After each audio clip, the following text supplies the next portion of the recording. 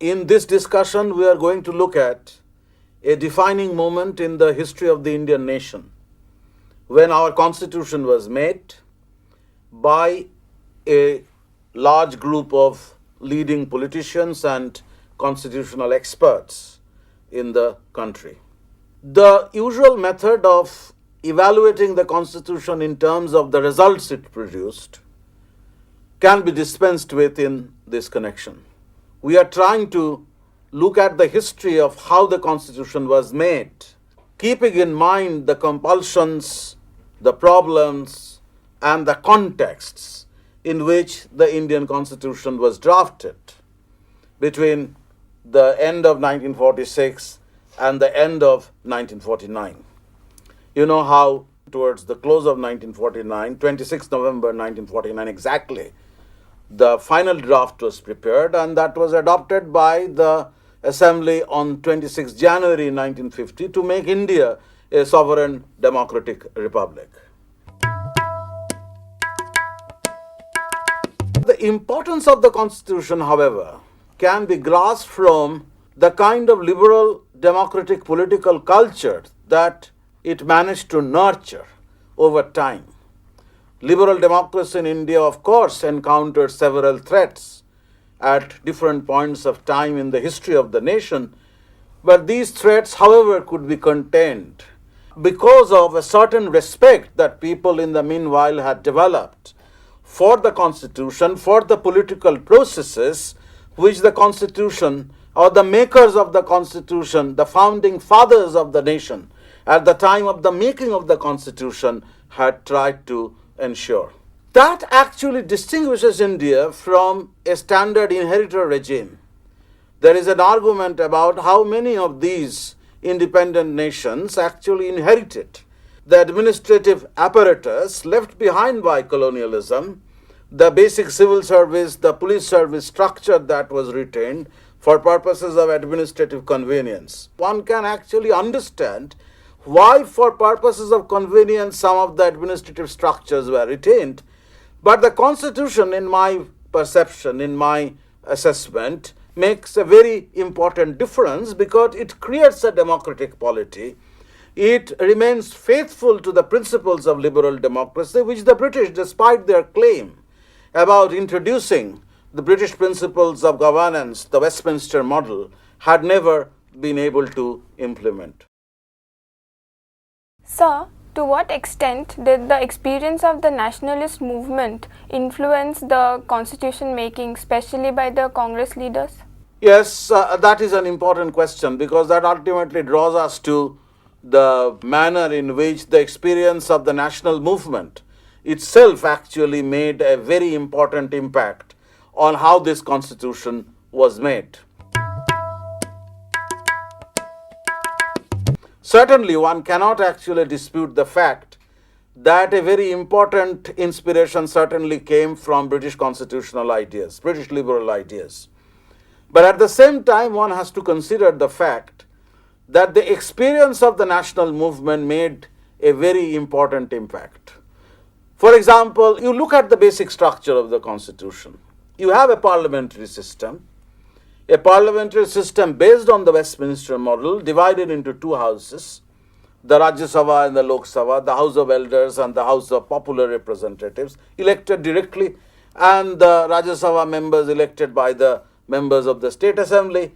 You have fundamental rights, 7 in number at that time, which were enshrined in the Constitution. It includes the right to equality, right to freedom, right against exploitation, right to education, right to freedom of religion, and right to property and right to constitutional remedies. But at the same time, you see incorporation of a clause which, under conditions of emergency, would restrict these rights. Now, how does one explain this departure from a liberal principle, from a liberal format in which these rights are actually accepted as fundamental rights?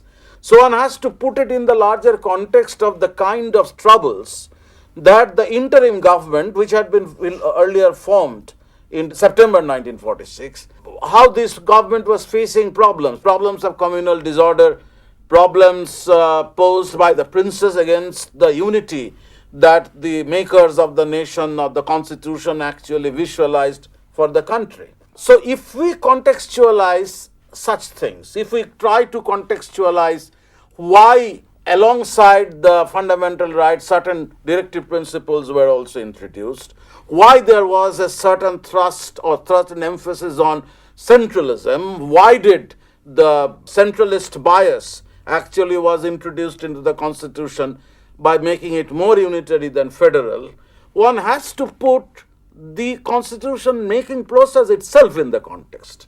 It is possible that this kind of centralism had not been useful for the future development of the nation. It created a certain kind of centralist bias that also stood in the way of a composite national development. The Kashmir problem, for example, has often been cited by constitutional experts, by analysts, as an example of how centralism can vitiate normal political development in the country.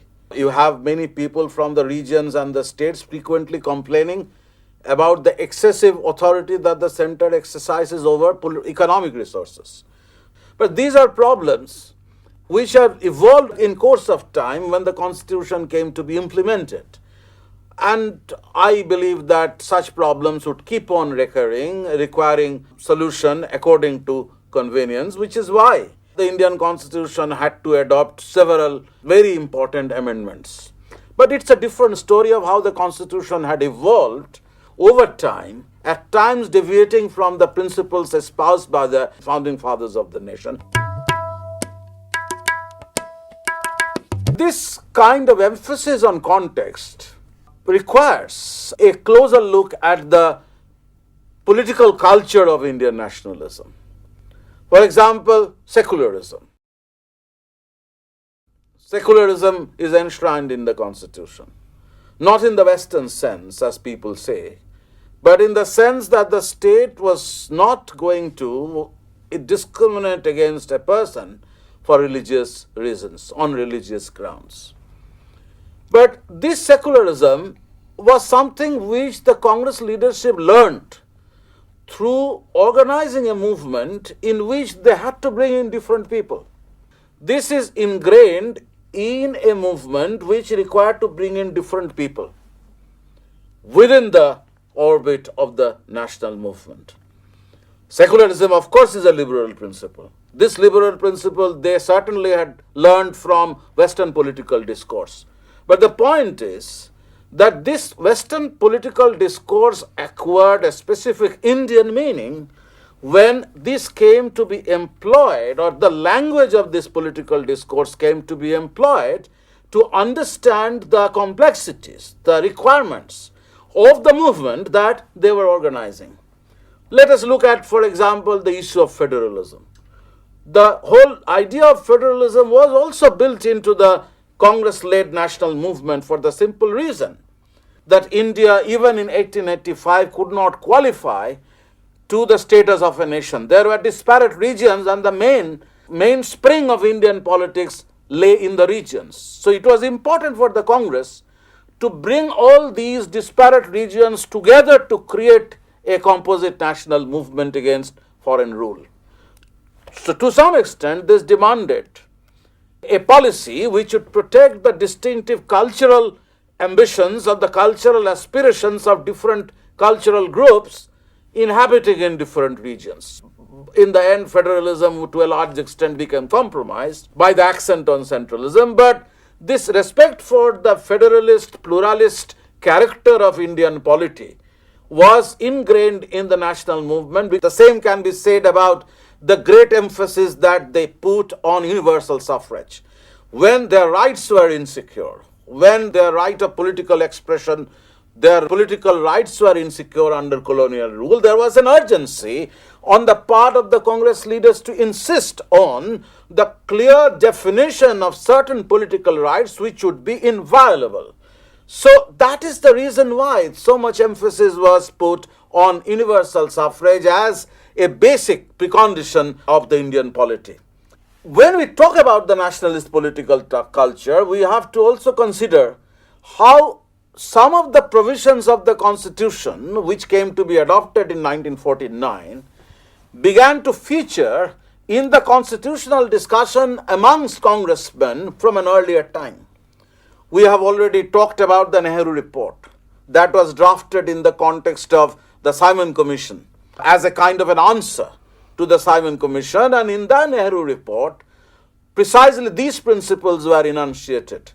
Federalism and pluralism was accepted, but there was also a greater emphasis on centralism, greater emphasis on the parliamentary model, etc. And also, the Nehru report underlined the importance of inclusion of fundamental rights. So, it is not difficult, therefore, to see a certain kind of connection between the earlier discussions on the Constitution among congressmen by way of responding to British plans of constitutional change, the limits that the British tried to impose on suffrage rights, limits that the British tried to impose on the rights of Indians to control their own governance. So, in the process of reacting to such limited reforms that the British had tried to introduce in India in the late colonial period, the Congress idea of what an ideal constitution should be for independent India evolved and took a certain shape that came to be implemented in the making of the Constitution in 1946-47. By and large, there was a broad consensus among congressmen about how India should be a liberal democratic order. There were disagreements, but these disagreements came to be resolved through the discussions in the Constituent Assembly. The idea of the Constituent Assembly, which ultimately was formed in 1945-46 after partial implementation of the Cabinet Mission Plan, began to figure in the mind of the nationalist leaders from an earlier time. You can still go back to the Nehru report where the idea of a Constituent Assembly deciding on the future constitution of India was mooted. You look at the responses of the Indian leaders to several measures of reform that the British had suggested.